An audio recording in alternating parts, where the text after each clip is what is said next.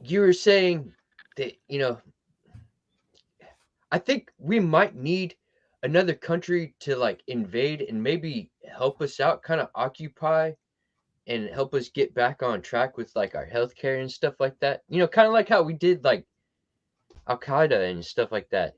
I think we need, Maybe do we need yeah. outside help? I don't know. Oh well, we definitely need help. Hey everyone, by the way, it's good to see you. As you can tell, Tobin Templeman is broadcasting today from somewhere in Antarctica, I believe, somewhere in the polar circle there. The North Pole. He's going to try the North Pole, but the thing is, ice melting. Not a lot of ice, very unstable. At least on Antarctica, there is stable land. So, congratulations on your choice, sir. Thank you, thank you. I didn't think it got that cold in Texas, dude. Um, you know, it just might be the way my body interprets cold. Because I know it actually gets much colder than this. Like that cold that stings your nose whenever the No. wind passes by. Like it's really not that bad, but it sure does feel good to like put on a bunch of layers and just be all like, ah. I can feel that. Yeah, it's a chilly day outside here too. I don't know what the temperature is. I just heard it was going to be cold. We might be getting some snow too. I don't know. Right Derage. on. What's up, Derage? Hey, how are y'all? Age. What's up, Doing well. Nakasuchi? No, not too much. Working on videos, taking a break. Good for you. What videos are you working on, sir? A couple videos for the new channel, political videos. One on Liz Cheney, one on Sean Spicer. Donald Trump's Donald Trump's bitch boy is still around. That nice man was on Dancing on the Stars. How can you speak ill of him? Well, he's still out there simping for Donald Trump. So yeah. And here we have on Dancing with the Stars that Goebbels fellow. Yeah, I never watched him on Dancing with the Stars, but how do you even make it on anything after the whole biggest crowd period bullshit? Oh yeah, it's working for an administration that tried to overthrow the government. But hey, here he is, dancing on the stars, dancing with the stars. And then be fired and, basically be made into Donald Trump's little bitch boy, ruin your reputation, get fired, and then still out simping. Like that's got to be like something special. It is remarkable. And you have to ask yourself, what's the thought process for someone like Sean Spicer? Is it like a sunk cost fallacy where he's like, I've gone this far in. If I keep going further in, I'll come out the other side of Donald Trump's colon. I don't know. He's trying to sell his new book talking about how radical Joe Biden is. Right. And it's all about just how radical. And this is his argument for it. I shit you not. It's not that, Joe Biden's policy is radical and progressive and socialist. It's the fact that, he made Kamala Harris as vice president and Pete Buttigieg as head of a department. And he appointed the first transgender 4-star general. That's why Joe Biden is just this evil socialist. And it's like you're just like admitting you're just a bigoted fuck, right? Once again, the Trumpists, they only have culture war topics. They don't have anything substantial. That's the extent of my video and my commentary on it, because I recorded the 2 videos before your show started, and I was like, yeah, I mean, that's my whole commentary is, like, Republicans love to scream how the left fight the culture wars, but the only one fighting the culture wars are the right. Now, I will give that there's some on the left that fight, for the defense of people. I'm one of those, but we're not fighting the culture wars. You guys are doing that. We've already accepted people. Yeah, right. Well, what? Yeah, progress is a thing that happens in free societies, or even in semi-free societies like we have here in the States. The conservatives are the ones who are fighting against it. It's as if they're just trying to fight evolution, and if they could fight evolution, my friends, they would. Mm-hmm. And they do it poorly. It's all like their arguments. The people I've argued with are using strawman arguments that can't even steelman my position. Yeah. Oh yeah. Well, they can't because for one, they'll never recognize more moderate positions, and it's I'm sure I don't know how far to the left that you are, Andy. You're pretty far to the left than most, but I'm not sure if you like all the way socialist, communist. Yeah, but like I'm a they will. Yeah, they'll label all of the moderate Democrats as socialist and communist. So people that are really on the left will be sitting over here like, huh? Like, well, what you saying, Willis? Yeah. Well, they like to use words that they don't understand to agitate people in their tribe. So it's like they are Satanists or they are communists. It's how they demonize anybody that's might be socially progressive at all. But just because you're socially progressive doesn't mean you're a leftist, But anybody that's socially progressive, this is their way to demonize those people as well by using those bad words, those 4-letter socialist words. Right. It's the same thing that they did during McCarthyism too, right? During the McCarthy era, is that whenever they just saw someone that they didn't like, they just said communist and then went after him. Yeah, it's pretty much the same thing, and it's the same tactics. And what was I watching the other day? It was something on communism, and it's like they use these just the same talking points over and over again, as if socialists can't look at the problem areas, things like the USSR, things like China and Mao, and say, maybe that's not the way to go about it. As if capitalism didn't have to do this trial and error period leading up to the French Revolution before it became this world thing, right? Exactly. And I think that's a good way of looking at it too, Rach, is that there are different, societies go through different kind of experimental phases with different systems of government. And they conflate Stalinism with Marxism and Marxism with socialism, and it's just it's funny because they don't understand the political philosophy at all, and then when you try to explain it to them, you're automatically the one that just don't know what the hell you're talking about, because obviously Joe Biden's a communist. Oh, right. Well, I was reading through one of the Economist magazines, this recent one, and they were talking about the economies that did really well or did okay during COVID, and like some of the top economies, and this is not going to surprise anyone, were like in Nordic countries like Denmark and Norway and Sweden.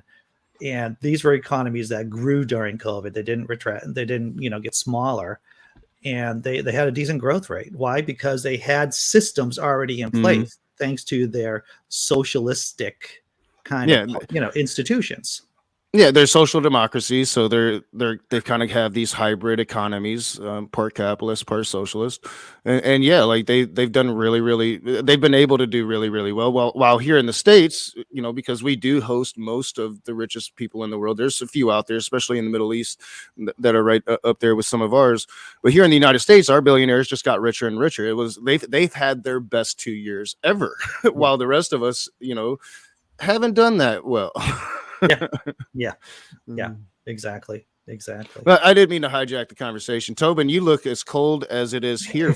We finally got our winter, in January. So yeah, actually, yesterday morning I woke up and the barbecue pit had ice all over it. I couldn't even turn the knobs because they had frozen. But it could definitely get much colder. But plus I don't have heaters in my place. Like, that's not a good thing in the winter. Yeah. Well, this building doesn't have a heater in it at the moment. We're sitting at about 9 degrees right now. Maybe it might have hit double digits. It feels about 2. We've got about 4 inches of snow, and we're supposed to get another, 4 to 6 inches on Thursday. So it's like finally winter's here. It took long enough. Well, congratulations on winter, sir. I'm still trying to avoid it as much as humanly possible. Yeah. Oh, yeah. They were playing in Baltimore. My Rams were playing in Baltimore yesterday, and it was like 66 degrees. Like the Rams were like, "Yep, we're good. We're used to this." Oh, yeah. I don't know if anyone saw the Patriots game yesterday, but it was pretty. It didn't suck. I forget the last score. Yeah, Did they like hit 50 points? Yeah, they hit. It was like 50 points. Like, holy shit. That's a high-scoring game. Yeah, it was a savage. beat them. Yeah, my Rams didn't look so hot, but we won. That's all that matters. That's all that matters. You don't have to win. You don't have to win pretty. Yeah. You just winning is good, right? So I'm on day three of being on these pills, and I've already stopped smoking quite a bit. But when I smoke, man, it makes me feel sicker than shit. So I'm expecting today, because I just smoked and it's making me feel sick. I'm expecting today will probably be my last day smoking, because it is making me quite ill. So I'm gonna start asking stupid questions because I'm really good at this. Are the pills made? Are the intent of the pills? Are they to keep you from smoking? They dampen the cravings, and then these particular ones, if you smoke, you will get sick. Now, And I'm on day 3, so it's getting in my system. And every time I smoke, I feel a little bit more and more nauseous. Like I feel like I'm gonna puke right now. interesting. So, is it Chantix that you're Yeah, taking? yep, it's Chantix. Okay. And so far I haven't experienced the bad effects yet, but it's still early into it. It's once again when you're on a medication like Chantix or any new, everyone should have a medical accountability buddy, right? Everyone should have a medical accountability buddy, someone to spot you just in case things go sideways. Because I was dating this girl who was on Chantix, kind of messed up her head. Yeah. It helped her stop smoking, but there was some weird stuff going on. Yeah, and I felt a little weird, like dizzy, and I've been super tired. I feel a bit better today, but like I'm really worried about like the sleepwalking, because the gum was making me sleepwalk. So I'm afraid that the Chantix will make me sleepwalk. And with Chantix, you hear them horror stories, like people driving while they're sleepwalking and going to like Burger King, and that terrifies the hell out of me. You should put a little bell, like a cat. Cat. You just put a little bell around your ankle or something. Or I need to do. Yeah, that would probably be a good idea while I'm sleeping. But the only one I have here is my 12-year-old. So if she doesn't hear me moving around, I'm pretty much screwed. So that's the one thing I'm worried about. I've also heard of like bad dreams and stuff, but I haven't experienced that yet. Well, you can you can have what's called disordered thought patterns too, and so that's why it's good to have. I mean, I've known people who've gone on manic binges, trying a new medication, more than one person too, by the way. And it isn't until after they realize, or after someone said, hey, by the way, this is a thing that's happening, it's probably because of your medication, that their doctor said, oh yeah, that could happen. Didn't I tell you that? Yeah, and she definitely didn't. She just makes it sound, oh, this is gonna help with your cravings. Because I've been telling them, the gum just didn't really do it for me. I kept smoking, and I went back to smoking, and I've been smoking ever since. So like, yeah, this is gonna help. This is gonna help with your cravings. But yeah, she doesn't tell you, which I already knew. I've heard the horror stories about Chantix, so I already knew. Yeah. But she didn't list off those possible side effects as she was prescribing. Right. Yeah. Well, what's interesting, I don't know if anyone else has experienced this, but you're in the doctor's office, they have their tablet with them, and then they're like, and I've had this conversation with my old doctor. He's like, well, I don't know what that is. I'm just gonna Google it up. I'm like, really, dude? This is what we're doing right here? I could be Googling shit too.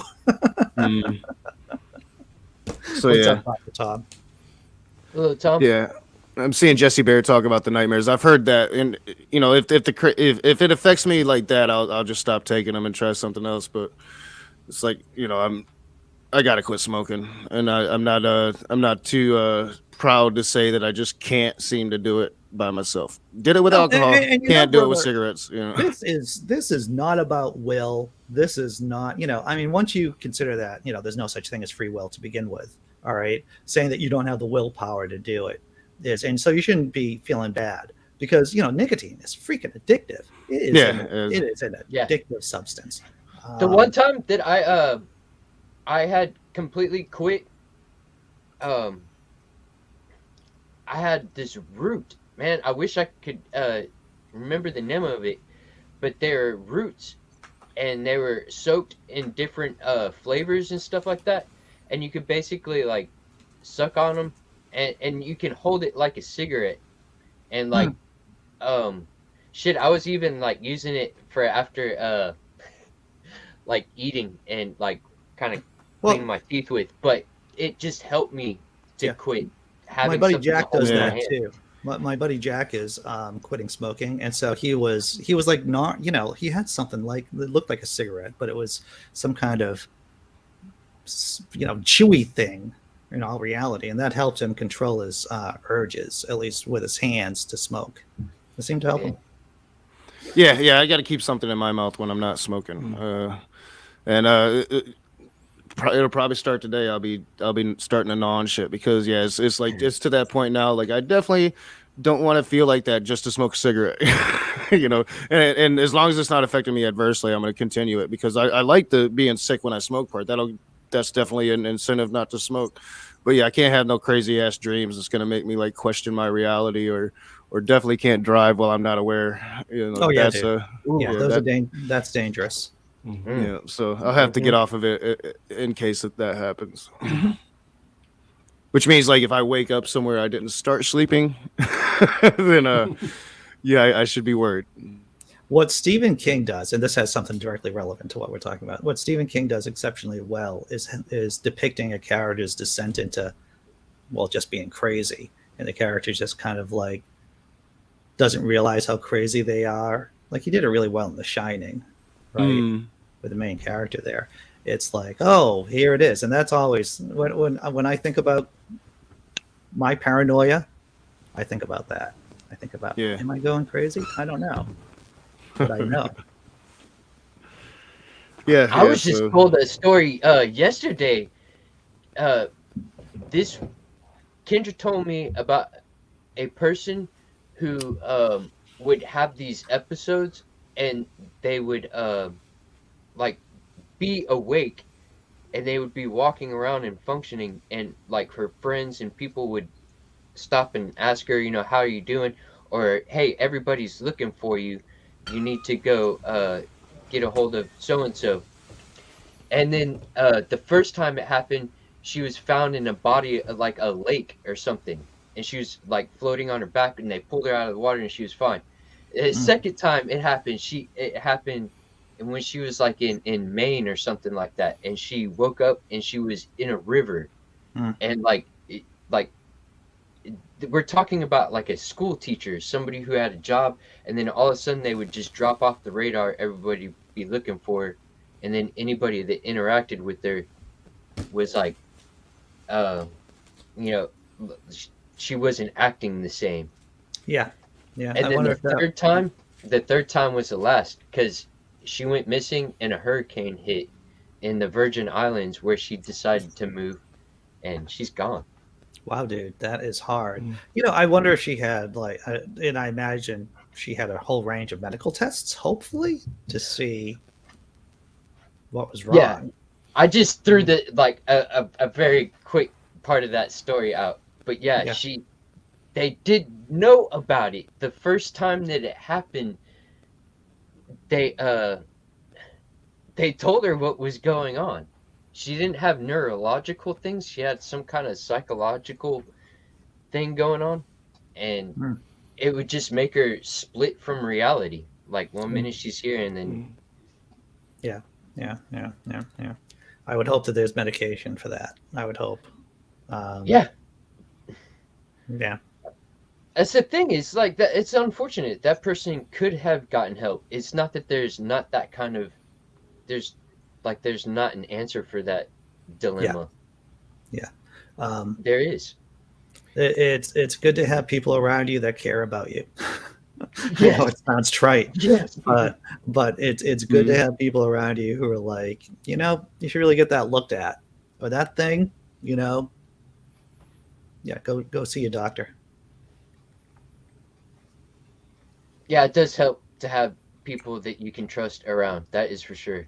Yeah. The most recent time that I had to like really call for help, I had gotten this FEMA camp trailer, and I decided to check out on the roof, and it was easy for me to climb up it, and I kind of just I didn't even think twice about it, and I got up there, and the building started to do this little this little wobble, and I got over to the very edge and like made the building rest, and I was like, help. And I did have people around me, and they got me a ladder. That's good, dude. Yeah. That's good. You're a cat caught in a tree. Yes. Yeah. Yeah. So just talk about some inside baseball content creator stuff. If you're not, if you have a channel and if you're not making YouTube shorts, then you really should be. They're not always going to hit, but when they do, they hit pretty well, and you can revert them on on Reels, on Instagram, on on TikTok. It's one of the things I'm going to be doing, focusing on the new channels, because the shorts and hashtags really affect the algorithm. Yeah. And the thing is that if you're running, and once again, this is like inside baseball stuff, so I'm sorry, but with the range or with the organic reach that you get from your shorts, you can bring in new people into your channel. You can get some new subscribers and get more attention. So if you're running ads on your channel, you won't be making a lot of money from a 15-second, 20-second, 30-second short, but you can bring new people in. So there you go. And the only reason why I'm saying that is because the Marjorie Taylor Greene short that I showed in the first show just hit the what's called the short shelf, and that's when it starts taking off. It starts doing well. Yeah, I really missed. I missed the old YouTube. The old YouTube, it was a lot easier, and still, like, the videos I made in the old YouTube algorithm does far better than the videos I make now. It's really freaking crazy. My evangelical rapist video still pulls in 100, 200 views almost a day. It's about to hit 40,000 views, and it's like I can't get 150 views on most of my videos nowadays. It's crazy. Yeah, I don't know. I don't know how to fix that. I don't know how to.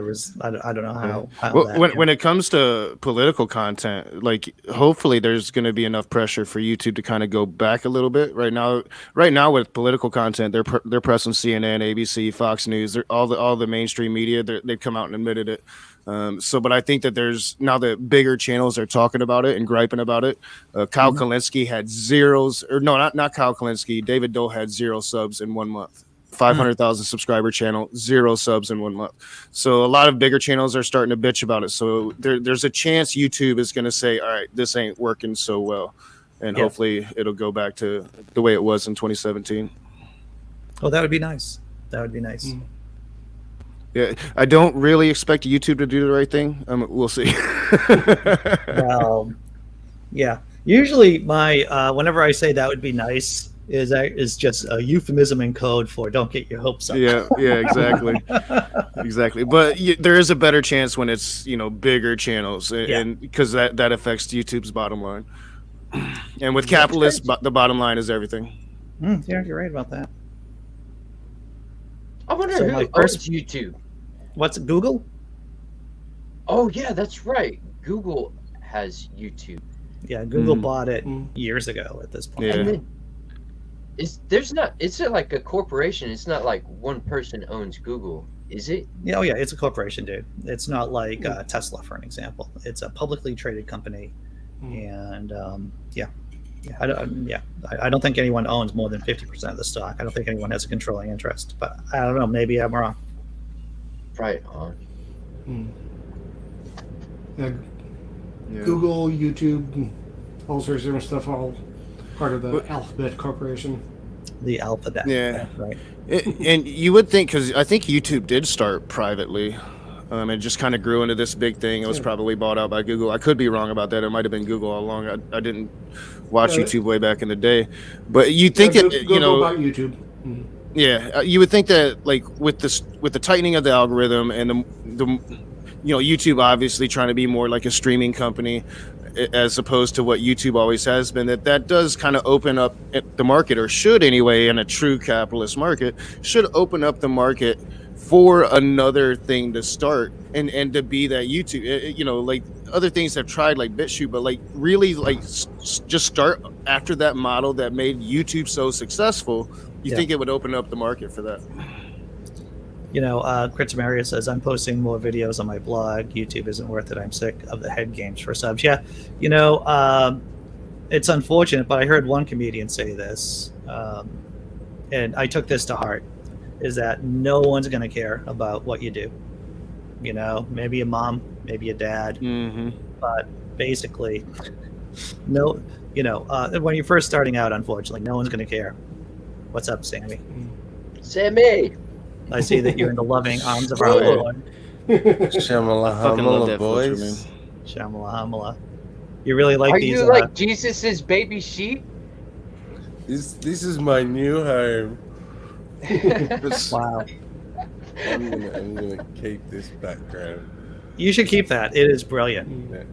I'm going to do that. It is. I think I should do the same. I mean, I got to do something similar. I don't want to completely rip you off, but I think that's hilarious, dude. Yeah, especially because check this out. Look, I could like.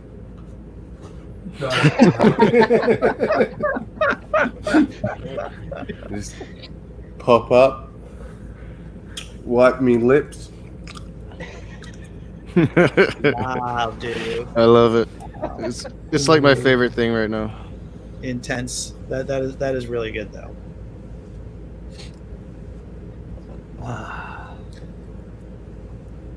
Simply Secular Dave wrote down, Dr. Phil posted his YouTube earnings per month with 1 million subscribers. It was pitiful. Yeah, that's what I... Yeah, you basically got to be like super huge, the Logan Pauls of the world to be rich off of this shit. And they use other platforms, and combine it all.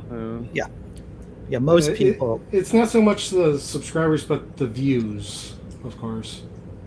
If you have a lot of subscribers who never bother actually watching your videos, and Yeah, well, that's everything. You got usually, it's the thing about YouTube. You got to stay relevant, so you end up pushing yourself even farther and farther. And like even small people do it. It's like why Will Kincaid is.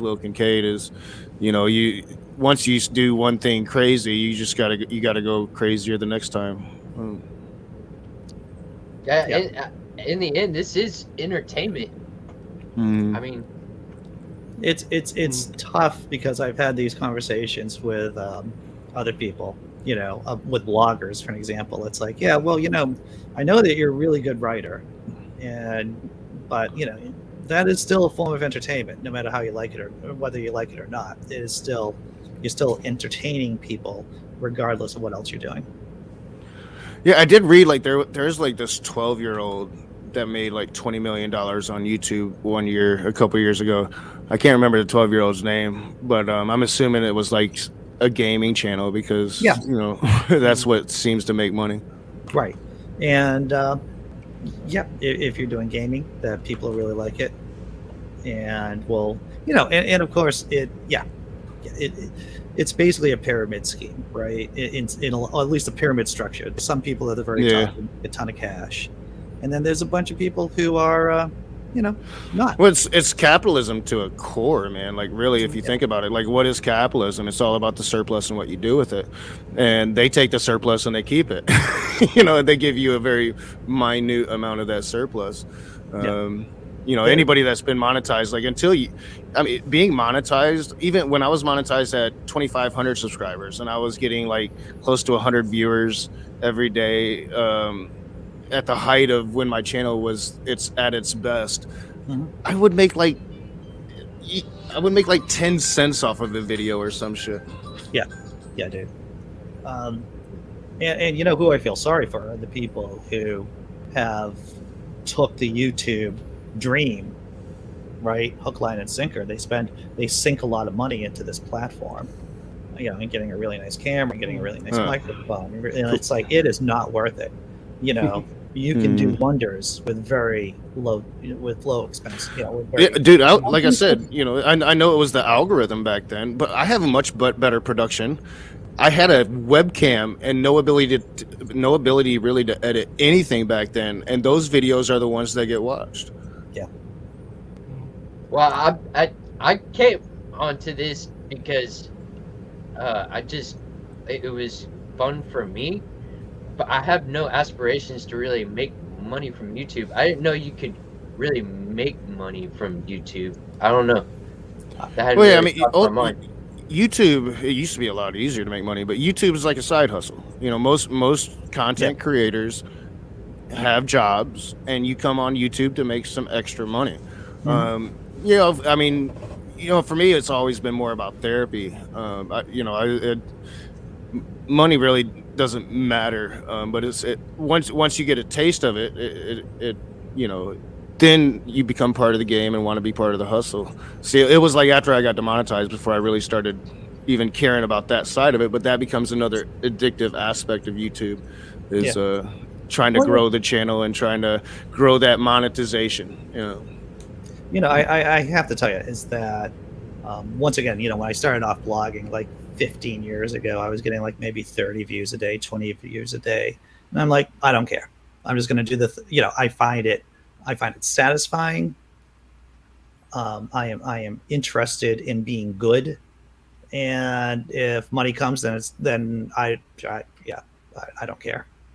And so, yeah, that's how I treat it too. That's how I treat this platform. I had this interesting conversation with Barney. He's just like philosopher guys. If you've been around the community long enough, you know Barney. It was like Tearspell or something was his last name. Philosophy guy, and we got into this interesting conversation. Is, you know, do I do YouTube for entertainment or for activism? And, you know, for me, it was activism, and I think that's where it becomes so I don't really care about money, and it really shouldn't be about money if it's about your activism. To where if you're providing entertainment, then if you're really not making it about money, you're not doing it right? Yeah. Well, you know, it's interesting, you know, when you're how you look at it. I heard Jerry Seinfeld say, of course, this is Jerry Seinfeld, and he has a particular view about comedy in his career, is the fact that I always wanted to make money from it, because why do it if you're not going to be good at it? But you can see the logical fallacies in there, right? You can see that he is equating good with making money, and which, I mean, that's another capitalist thought, man. Exactly. Like, I'm focused on politics now, so all I talk about is capitalism and socialism.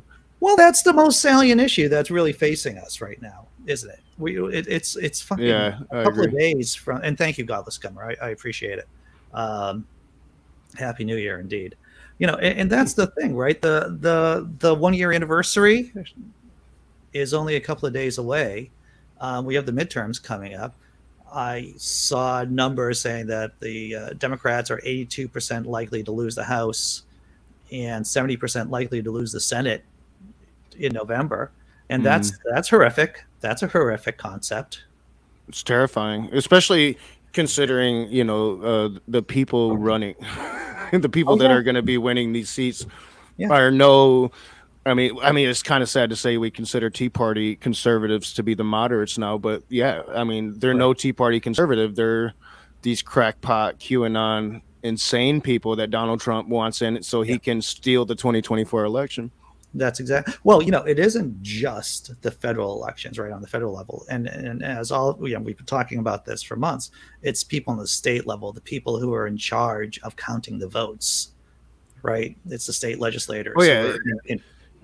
You know, they changed the laws in the red states, you know, so it was kind of easy for them. They're ready in the red states, but they got to win on that local level in the blue states in these key local positions if they really want to steal an election. And trust me, they're planning on it. I mean, you don't talk about stealing an election for a year unless you're planning on doing it. You know, you're going to do it yourself. And he's putting these people that are willing. You know, he's endorsing the people that are willing to do it. And you can see it across the board if you're actually looking at it. Oh, yeah. Yeah. And that's why we talk about politics as well as faith. They are there. I said he there because it's not really he. It's not like, I mean, Donald Trump is endorsing them, but the Republican, the GOP are putting these people in these positions. Yeah. Yeah. True enough.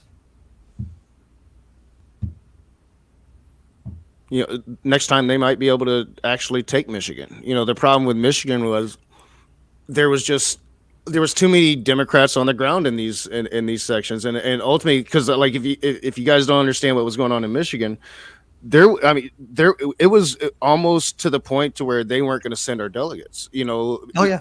To be damned with what Gretchen Whitmer fucking said, because the Republicans own the legislature here, and it was like a really close call. Like Michigan was almost the state that might have fucked it all up, So they're focused, and there is already the campaign season is happening here on the local level. Like they're already putting these people up for nomination, putting money behind them. They know exactly where they want to go in these local principalities. Once again, I think the best bet the Democrats have is if the GOP does put up these radicals that are obviously radicals, that are obviously lunatics in purple areas or in blue states, then that's our best bet in coming out of this in one piece, or democracy coming out in one piece at least.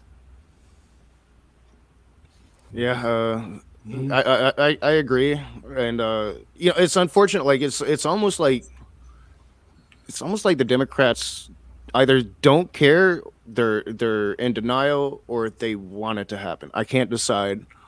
Well, I asked Andy that a lot in the last 5 years, but the 4 years preceding the last sort of 1 year.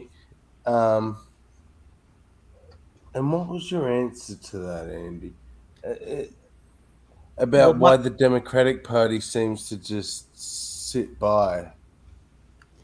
Well, first, it's to break it down, whether it's malice or incompetence, and in general, and this is what I like to say, and I heard Neil deGrasse Tyson say this a number of times, is that don't ascribe to malice which could be explained by incompetence. So that's one thing. So I'm going to ascribe the Democrats as basically being incompetent. But isn't it kind of true though that we're kind of fractured because we're all like looking in different directions because of different issues? I don't know. Yeah. Well, yes, I would agree. Like, without a doubt, I think the major mistake was Bernie kind of cast his lot and he didn't make it another party, because we're two parties in one, and we're not unified. And the Republicans are. They're unified behind some fake information bullshit, but they are unified. They're unified against us. They don't like us. So I mean, it is a problem in the Democratic Party, and honestly, you're not going to fix it. It's not going to change. The moderates are never going to concede to what the progressives really want. I mean, the progressives are, honestly, to me, the moderates. So it is a problem in the Democratic Party, and I think that we should have started a socialist party. Somebody eventually is going to have to take that step. Because, there are socialist parties out there. But the Green Party just gets too cray-cray. I mean, the Democratic Socialist Party's like decent, but they just don't have enough political power to do anything. There are on the city council here where I live. There were at least, I think, and girlfriend who's in the chat might help me on this. There are at least 2 city councilors who are DSA members, and they ran on, as DSA candidates. They did a lot of good groundwork. They showed up at our door a couple of different times. They had a good text campaign. The DSA candidate for mayor, I think, came in second place in the general election. So, definitely, if you're living in a blue area, if you're living in a heavily blue area, then definitely the DSA is a good choice in terms of voting, right? In terms of moving that area more to the left. Yeah, I would agree. Like, they're decent. They just need more political capital. Yeah. And really, honestly, for that to happen, sorry, I'm kind of chewing on my gum right now. For that to happen, we need more socialists willing to admit to being socialists, because a lot of people know they're socialists. They just won't come out and say it because of the stigmatization that comes along with it. Yeah, true enough. Yeah, so the girlfriend I'm confirms. a socialist. How about that? There you go. I researched it before, I embraced it because, you know, researching socialism, that is what I am. Now I've got to decide, am I socialist or communist? That's the question. Well, you know, once again, there are different flavors of communism. You know, you have Yeah, you know the yeah. communism from what we understand it, you know, is Bolshevism, and the Mensheviks are much more passive and relaxed. They were much more of a Yeah. let society evolve to the point of where we are now, late stage capitalism, and getting late stage capitalism is just going to devour itself, while the Bolsheviks were much more militant and aggressive. Yeah, and I think I'm you know, definitely more a Marxist than a Stalinist for sure. But I'm not quite sure if I, you know, looking into the tenets of communism, there's some that I just disagree with. You know, if you're just going after what I would consider the bourgeoisie to be, if you're just going after their private property, you're going to leave the private property of the middle class alone or whatever. I can get behind that, but that's not what's going to happen. Is eventually you see all capital as property of the bourgeoisie, so you are abolishing private property, and that's one thing that I just don't. That's never gonna happen here. So it's you know, why even talk about it? And the thing is, there, and this is where I think a lot of our liberal friends get stuck. Is about am I an anarchist communist? Am I an anarchist syndicalist? Am I, you know, like in terms of what flavor of radical, you know? And so I just try to be an asshole, to tell you the truth, everyone. That's all I try to be. I just try to be an asshole. Yeah, you can see where you know, I've been just totally into political theory. Like my philosophy studies have been all over the place. I'm probably doing it wrong. Leftist bastards. Leftists, yeah. Trying to become more like Australia. That's what we're trying to do. 420 atheist. How scary as that sounds. Well, don't. We're not as good as we look. We still haven't decriminalized marijuana. I was just reading today. Like New Zealand, then? No, more like New Zealand. That would be nice. Well, you know, there's What always did you that read chance today? if Biden wants any type of legacy, because he's going to be a one-term president. He might use executive order to legalize weed. There is some pressure for it right now because Build Back Better failed, but Biden always maintained he would never do that, so I wouldn't expect it. Well, you know, yeah, you should lie. I mean, you should just lie. It's like, oh, I'm never going to do that until I get my finger on the legalized weed button. Yeah. And then I'm going to press it as hard as I can. You know, I mean, the how you get into office is different from how you're going to govern, right? So, you know, if you had to lie to people to say, I would never legalize marijuana, you know, if that's how you get into office, and then when you're in, you're like, surprise, bitches, here I am. Then, yeah, all right, sure, do that. Yeah, and the thing is, like, people on the right wouldn't even be mad about it because, like, it's so bipartisan. Everybody agrees, like, this should just be legal. It's a wonder at this point why it's not, because, like, even the Republicans have come around to it. Yes. What you need is a president who wants to make decisions based on how they're going to be remembered, rather than based on how it affects them right now. Yeah. Mm-hmm. A president who wants to make change and be the president who legalized marijuana, you know. Mm-hmm. Mm-hmm. Well, you know, I honestly think that Biden thought he could get Manchin. But you know, Biden was kind of going against the donors with it, and I'm not even really sure that Biden wanted to get Manchin because it was going against the donors. The donors had gotten their infrastructure bill; they did not want Build Back Better. So while it made him a lame duck president, there's like no claim to, like, if he can't get it done, there's no claim to re-election. He's got to do it in other ways. Like, that's kind of the thing that, like, Spicer was talking about in the video I'm covering, is, you know, if a president can't do it through policy, then they end up doing it with their pen. So that's where we might get, college debt cancellation. That's where we might get weed, because he might feel the need to do something for legacy. But you're absolutely right. It's at this point he had failed miserably every time he tried to run for president, and as vice president, like Obama outshined him by far. There was like he was in Obama's shadow. He is. This is all about legacy, and this is why he should have never been the nominee to begin with. Yeah, I would say that. Yeah. I think that once again, I think it is a fallacy that the Democrats thought that passing the infrastructure bill would get them reelected. People get reelected for a variety of different reasons. Let's say the economy, right? Something that no one has any control over, basically, or very few people have control over the general economy of the United States of America. So if things go well, you're more likely to get reelected. Your party's more likely to get reelected. If it just goes sideways, you're likely to get voted out. And how much a party has to control the economy, it's very limited. It's limited. And I don't know how good it actually looks to the general public, that infrastructure bill, because people on the left just saw it as a massive compromise.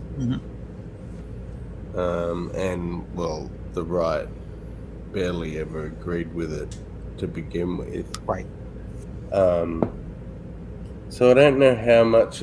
I know, you've got the people that crow, oh, it's such a success because he's the first president in so long to actually get the thing passed. But it's like bare bones, fucking basic. Yeah. What should just be done. Why is the argument and vote on this basic infrastructure shit that should just be happening? I mean, what we needed was a $10 trillion infrastructure plan over 10 to 20 years, because that's what it's going to take to actually to redo the infrastructure. Because when you talk about redoing the infrastructure, what happened in Flint is starting to happen everywhere. Oh yeah, dude. All of our pipes are ancient. Our roads we use the worst, cheapest shit for our roads. America's crumbling apart. I believe your street lights are now turning purple. They've known it for like 20 or 30 years because they've been arguing about this shit for 20 or 30 years, and they've never gotten it done. Finally, what we got, you're exactly right, is this bare bone bill full of pork. It's going to do some good things eventually once we start seeing it, because I'm still paying for my damn internet at this moment. I don't know about y'all, but that's what I mean by that shit. Should just most of it is pork. Given. Most of it is like handouts to corporations that are gonna rebuild some roads and shit. You might see it in your area, but it's not gonna rebuild the infrastructure of America. Well, it won't be enough, that's for sure. For what? I mean, I think I think we have an official C, maybe a C minus in terms of our infrastructure, like in a scorecard. And I think it was some kind of either an American Corps of Engineers or some kind of legitimate organization giving us a grade that we just suck, basically. I mean, I actually know somebody. Oh, my bad. Well, I was just saying, like here in Battle Creek, we get these warnings, but if you're not actually listening to the local radio station, then you don't get the warning. But sometimes they'll straight up tell you, no, boil your water today. It's like crazy. Like, we need to fix that, but they never fix that. Which here in Michigan, our roads are horrible. And now that we've passed weed, finally our roads are starting to get fixed, but like it interrupts everything because they have to redo all these roads, and man, it makes it hard to get to work. It makes it hard to get anywhere when they're doing it, and they can only do it during the summertime, of course, because in Michigan you can't do the shit when it's crazy like it is now. So we were just talking about the grade. Jesse Bear said D. I thought it was around the C, so I just did a quick Google search. On NPR, it's a C minus, potholes, and it's an NPR article from March of last year.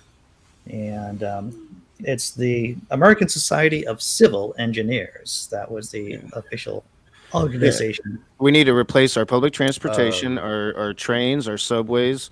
Like we're so far behind Europe with our rail system. It's insane. Wow. And there's so much awesome new technology that could be implemented that is just far superior to what we're using now. Yep. It's crazy.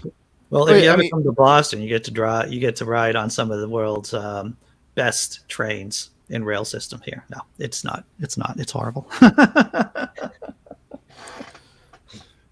Which, we should have transitioned to like public transportation a long time ago. The moment we found out just how damaging these vehicles we drive are, privatization is fine and all, but like if you don't have a planet to privatize everything, what is it for? So like we should have went to like a mainstream. We could have updated our public transportation system to where it's quick, it's efficient, and it's safe, and it will get you anywhere you need to go for relatively cheap, to where we don't have all of these, individual exhaust systems pumping poison into our atmosphere. Yeah. Mhm. Well, on the plus side, we don't have socialism, and that's what counts. I don't know, man. Like the more you really, it's kind of hard not to become radicalized. The more that you kind of look into it, I gotta walk that border now. Yeah. Especially, I remember reading a tweet, and there's some good stuff on Twitter. It depends on who you follow. And the question, it might have been on Facebook, I'm not sure. It's like, when were you radicalized by the U.S. medical system, by the health care system? When were you radicalized? It's like, that's a good question. It's like the mindless zombies. Like they go to the hospital too. They pay their premiums too. They understand how they get screwed like everybody else, and yet they don't see any issues there. I'm going to say words right now that could get me in the trouble bubble if I don't use them well. In a country with so many firearms, you have to wonder, with all the people getting screwed the way that they do, that when these incidences happen, they don't happen in insurance companies or places where you would think people would get angry, that would actually be like, I am angry at this organization for doing this thing to me. So as against to shooting up a Target or a Walmart, this is what I'm going to do. This show does not reflect the comments of... Actually, yes, it does. It's his show. I actually agree. Like I don't understand. It's like a question about human psychology. Is why can't they understand the true enemy? Marx talks about it in his Communist Manifesto. I'm reading The Republic, or I'm reading Capital right now, and just fascinating. You're reading Das Kapital right now. That's what you're reading. Yeah, Capital. How many pages? How many pages? I'm like, I don't know. I'd have to go look at it. It's like an 800 freaking page book, Rage. That's actually like, I read Robert Jordan, yo. You're talking like 1,500 pages a book. I always consider it like the Bible week, like, because it's thin and it's on a lot of really thin pages, but it's not a big book. Hey, I'm only reading volume 1. Mine doesn't appear to be like an 800-page book. Okay, so, all right, yeah. You wonder why someone doesn't, John Brown, Humana, the insurance company, or Cigna, or Aetna, one of those health insurance companies. But to lose the hope. Oh my God. Smokey Saint just went live, and it's called KK&K. I shit you not, like yesterday I was in the side chat talking some shit, doing my thing. It got like real racist there. Real, like these two Christians were fighting with each other. One's a white dude, one's a black dude, and the white dude just went straight racist. Yeah, like I was like, oh, like even Will Kincaid was like, oh, what the fuck is happening right now? The craziest things, and now he's going live with KK&K. And yet I'm the one that gets demonetized. So I am intrigued. So you got one Christian talking to another Christian, one's black, one's white. Are they talking about theology? What are they talking about? Yeah, oh, they're fighting about theology, and then the white dude just starts going off with the N word and the racial slangs. It was insane, man. And but like the most insane part was like they didn't come down on it. It was like, just like this Ovekel ends up coming in. It's like, this is kind of messed up. You guys know I'm for free speech and all, but that's kind of messed up. And they went at Vekel. Like it was really weird, man. Really weird. Straight, Well- like I said, real racism, straight racism.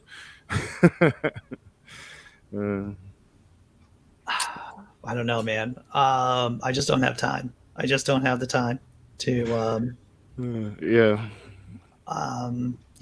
Yeah. But I do admire the work of people who do wade in there, and slog it out. Don't get me wrong. But even I was like, I'm not going up in that bitch. I turned it off. I tried to warn him. I'm like, dude, I take this down because like TOS, like seriously. But I mean, he's one of the ones that was like He just said blatantly Smokey. endorsing the racism. That used to be the avatar I used for him. It pissed him off. But I couldn't believe it. Like it's not often that you see real racism happen live, but it happened yesterday. It is still there. Yeah. I thought about like It's alive recording it, and but I'm like, well. nope, I'm not touching it. I'm not, I'm not messing with that. Didn't go in. Just turn the channel. Listen to something Yeah. else. How does Smokey make his money? Does he make his? Oh no, he don't make money on YouTube. Yeah, he's not. He's over 1,000 now, I think. But like, I think he's like some kind of salesman. I'm not sure. Oh well, that explains a lot of things. Yeah. Once again, it looks like the company, I just want to back up a little bit and just talk about my work situation, is that it looks like maybe I got the email and then a text message from my employer yesterday about one person definitely having COVID. And I don't think I do. I feel fine. I've been feeling fine for a long period of time, even when the girlfriend had COVID. So they might need me to work more hours. So we'll see what happens. And if I do, I'll keep everyone, alert about it. But yeah. Keep us posted. Heck yeah. Yeah, COVID is hitting everywhere right now. Like, I'm surprised my daughter's back in school today.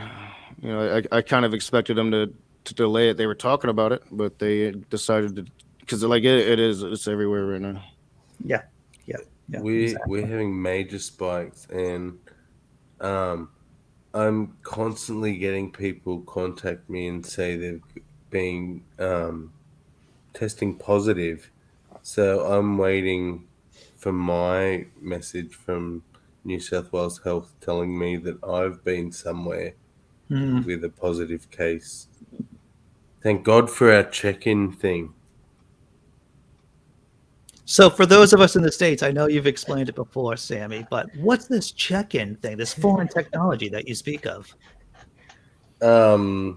It's built into your camera on your phone. So sorry, I'm blowing smoke out of my hands. Dude, you're like magic. Whoa, that's tight. Where you just go into your camera app and scan a QR code as you enter a building, and it registers that you were there, and then when you leave, you just tap scan out. And when someone gets diagnosed with COVID, they just go back through the app, and everyone who was where that person was for however long it is can then be notified and tested.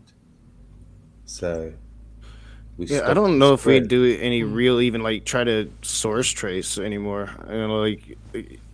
Sammy, I blanked out when you started talking about socialism. Blanked out. Yeah, I couldn't understand. Like, you'd think that like that seems like a good system. Why don't we have something like that here? And America, like, that's why. they don't even and they don't even tell you shit, man. Because we have a little bit of it here, but what it means is that poor store clerks and sales children essentially are having to police people not scanning in and stuff like that. You know, have you scanned in? I'm not scanning in. Or we can't serve you. You know the story. Same as with the masks. So it was just another layer of things for people to protest against, essentially. It's because there's people who fear technology, like they're afraid of it. They think it's gonna take over.